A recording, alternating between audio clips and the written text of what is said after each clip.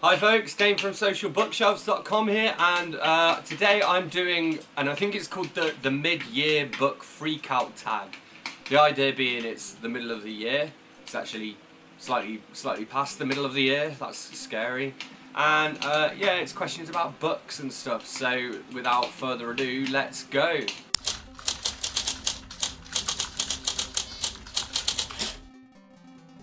Question 1. Best book you've read so far in 2017? Possibly It or The Stand. Both of those were good. And I can't remember when I read The Stand. It might have been last year, but I read It this year and it was cracking. Best sequel you've read so far in 2017? There's not been many sequels. But having said that, I did read Once Again with Blood, it's called, by Larry Weiner. And it's the second book in a trilogy. The first is called Paradise Rot, and it's about zombies on a tropical island, and it's hilarious, basically. So yeah, that was really good. Enjoyed that. Number 3, new release you haven't read yet but want to. This is going to be another indie author shout out. This is Katie Lewington, who I actually have no idea how. I think she added me or I added her. I don't know. But yeah, anyway, she writes poems and she's got a couple of poem books and a travel book coming out. So she actually dropped me an email the other day and I now have 2 copies of 2 different books coming to me. So I'm looking forward to that. Most anticipated release for the second half of the year. The only thing I can think of that I know is coming up is the Book of Dust by Philip Pullman, which follows on from the His Dark Materials trilogy, which is like my favourite trilogy ever. Biggest disappointment is probably just a Goosebumps book, when I thought it was going to be an okay Goosebumps book, and it was in fact quite a poor Goosebumps book. I guess I've been lucky this year in that I haven't really been disappointed that much. I have been surprised, which yeah, see that's the next question. Biggest surprise. Now that I've just said I have been surprised, I can't think of any specific book that's surprised me. What I was surprised by actually, which I read earlier this year, was Farmageddon by Philip Limbury and I want to say Isabel Oakeshott, something like that. I think it's an Isabel, so I think that was pretty good. Anyway, that's all about factory farming and basically all the different impacts it has in terms of the environmental damage and like even the fact that 80% of the world's antibiotics are given to animals, which is terrifying. They're all becoming immune. We're all going to die.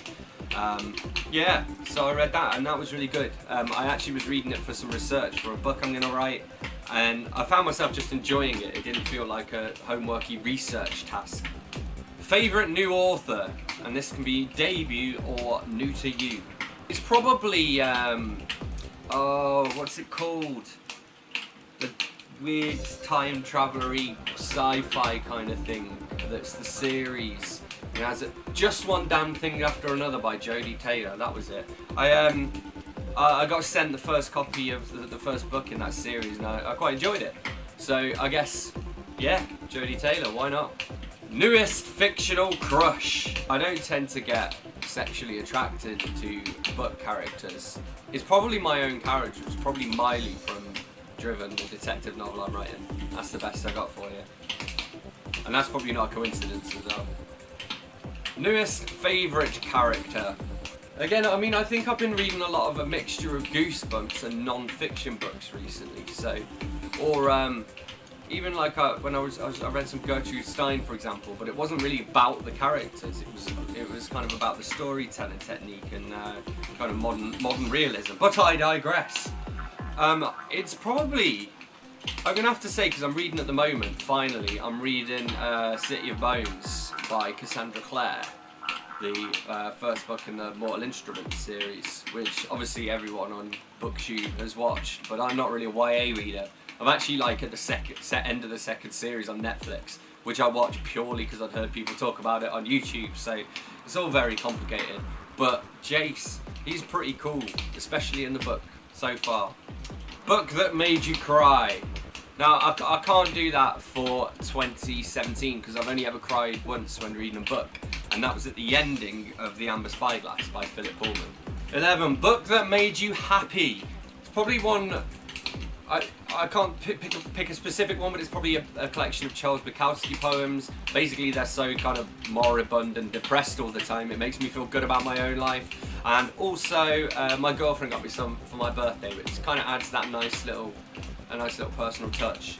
Although, saying that, just thinking about this, I read this really great copy of the Dubliners by James Joyce, and it's, I don't think I've still got the book lying around, but it was Pulp, the Classics edition, absolutely beautiful, amazing cover, like the pages would die, it was just, oh, it was so much better than, like, you know when you get a classic and it's just tiny writing with loads of footnotes and you're just like, oh. I mean, I even enjoyed the introductory essay. Favourite book to film adaptation you saw this year? Now, I don't watch a huge amount of films, and when I do watch films, they're quite often documentary films. But I've got a feeling there's one like right on the tip of my tongue. I tell you what, we'll go with The Outsiders, purely because it was pretty good. I enjoyed it. It's like a cool classic film. I'd actually written a Wikipedia page about the house it was filmed in for a client, which was cool. And yeah, that was good. But yeah, I am also I'm looking forward to it when it comes out.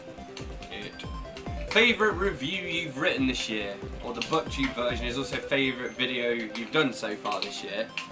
My reviews are all pretty bog standard. I actually use a weird formula where they all take the same number of words in the review as there are pages in the book.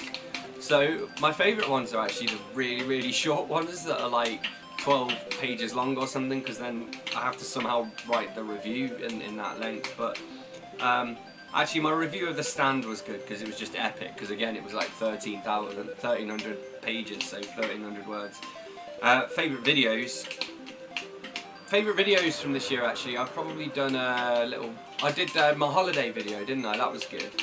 We went to a few places there where they sold books and what. Most beautiful book you've bought so far this year or received? Again, I think I'm going to have to say that copy of Dubliners by James Joyce. I really did like that. It was a very cool cover and just aesthetic. I'm sure it's knocking around here somewhere, but I don't know what I did with it. But yeah, check them out, Pulp the Classics, it all looks good. What books do you need to read by the end of the year? Now, I don't have any specific books to read by the end of the year. I probably will make a dent in some Stephen King. Yeah, let's have a look at this. This is my to be read bookcase. Actually, those very top books, I can't see, let me flip the camera around. Those ones up there are my books that I've written, hence having multiple copies of each one. These are ones I haven't kind of started yet, but will start soon. Basically, I start a new one each day and see what I think, and then if it passes the test, it then comes down to these two piles, which yeah, there's a lot on there.